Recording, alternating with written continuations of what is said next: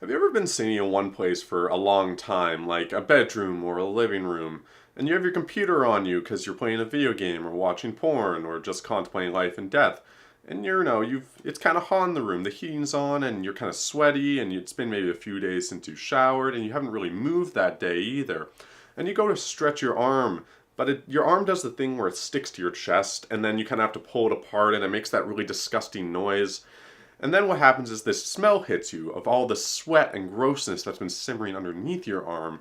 And at first you're very disgusted by that smell, and you're actually taken a little bit aback. How did my body produce this? It smells so bad. But you get used to it very quickly, and it suddenly has this weird tang to it. So you go to lift your arm up and smell it, but then you're equally as disgusted as you were the first time. How could I let myself come to this? And you think to yourself, I should make a change. You know what? I've been here a long time. I should go shower, I should do this, but in the end, something on your computer grabs your attention again, you decide not to really move, so you just put your arm back against your body to get rid of that smell, and then you'll decide you'll deal with it in the future when it's absolutely necessary for you to. Yeah, me neither. Hello, and welcome back to another episode of me, Chris, in front of camera. This video is sponsored by Axe Body Spray. It's like a shower in a can. This one time I was on a bus, just riding from point A to point B, minding my own business, and then a punk-looking guy got onto the bus who had these really big ear spacer things, those things that really stretch your ears out. And I looked at them, and I knew I had a padlock in my backpack. I mean, I didn't do anything, in case you're wondering, but I can't say I didn't think about it. Now let's move on to what the main point of this video is about. I'm very fortunate that I've been in the same relationship with the same person for quite a while now. And I haven't experienced the single life in a long time, but when I was single, clearly I did something right. So I thought I'd make this video to help all those men who, want to interact with women, but don't quite know how to do it properly. So today we're going to go through a totally serious and not satirical guide. This is the almost emotionally stable, single, and ready to mingle guide for men. The very first thing I'd recommend is for you to download every dating app you possibly can, so that when you're shitting on the toilet, you can be actively looking for that special someone that's missing in your life. I've heard people have had great success with Tinder, OkCupid, Plenty of Fish, Christian Mingle, and Craigslist. Now let's just say you can't get a date off those apps because you're terrified to message first and you just assume if you wait long enough, she will eventually reach out to you. What you should do is you should plan a night out with the boys and get way too excited about it. What you should then do in preparation for your boys' night out is to do all the necessary things to make yourself look presentable if you potentially meet that special someone. I would start with a shower. What you should do first is stand out of the water for about 10 minutes and memorize all those really hilarious pickup lines that you Googled just a few minutes prior. What you should then do is cry for 10 minutes because it's been such a long time since you felt any human contact. I know you read somewhere that you shouldn't shampoo your hair because it gets rid of all the natural oils in your hair, but your hair smells like ass and you need to fix that. The fourth and final thing you need to do is make sure you soap up all the important bits. That being your armpits, your butt, and your groin. You need to keep those squeaky clean. But if you don't have the time to shower, just remember that spraying yourself from head to toe with any kind of body spray works just as well.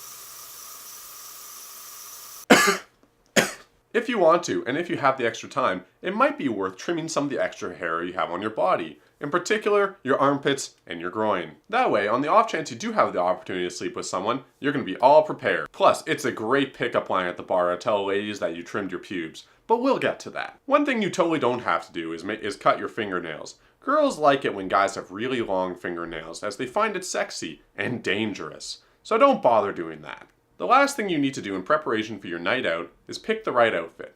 Keep in mind that a nice dark pair of jeans is always a safe bet when you're out for a night on the town. For a shirt, I would highly recommend either your nicest Thrasher t-shirt, a shirt that's ironic and slightly offensive but hilarious to the right people, or a polo shirt that is at least 2 sizes too small. Headgear is a must, so make sure you put on your favorite beanie or fedora to really complete your outfit. Now that you've met up with all of your buddies, it is imperative that you continually pressure each other to drink more than you really should, while Snapchatting the entire event and taking at least one Instagram post. At some point in the night, you should decide which bar or club you're going to go to. Whatever you do not plan your route, and don't look at the bus schedule in advance. Only look up that information when you feel it's the right time to go. And then of course you're going to have that mad dash where you realize the bus is coming in 5 minutes, and the next one doesn't come for another 40 minutes afterwards. But there's going to be that one friend that's a lazy piece of shit who doesn't want to go, and will just buy everyone an Uber anyways, so who gives a shit? My first tip is that if you stand at the fringe of the dance floor and look sternly yet heroically into the crowd while slowly sipping on your drink, you're going to look very stoic and mysterious, and that's going to make girls want to approach you. My second tip is only go after girls who look directly at you. If a girl looks at you from across the dance floor, slowly start moving your way towards her. Whenever she looks away, just stop in place and wait for her to look at you again. This includes at the bar. You cannot interact with any woman unless they're looking directly at you. So until they do, just look really intently at them, and then eventually they'll look over. If you'd like to buy a girl a drink, a safe drink, I would say, is a vodka cran. Then you can bring them that vodka cran whenever it's ready. But also remind them that the drink is totally not drugged, so they can feel nice and safe and secure around you. As mentioned before, if you need an opening line, a nice thing to open with is the fact that you shaved your pubes. That's something worth gloating about. Another great opener is letting the girl know about your weapon of choice that you have at home. Whether that be a ninja sword, or nunchucks, or your really sweet hunting rifle.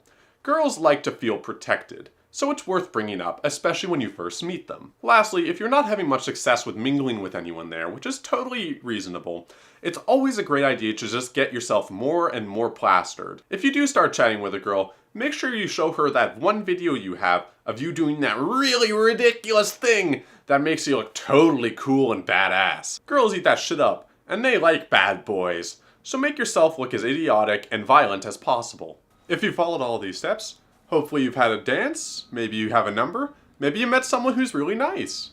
And if you don't, that's okay. Happens. Maybe next time mention how much you just don't like clubs to them. I'm sure that'll work.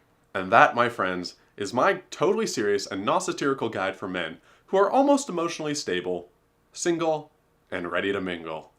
But if you ever want to impress the hell of some women, tell them you make YouTube videos for a living. That really works all the time.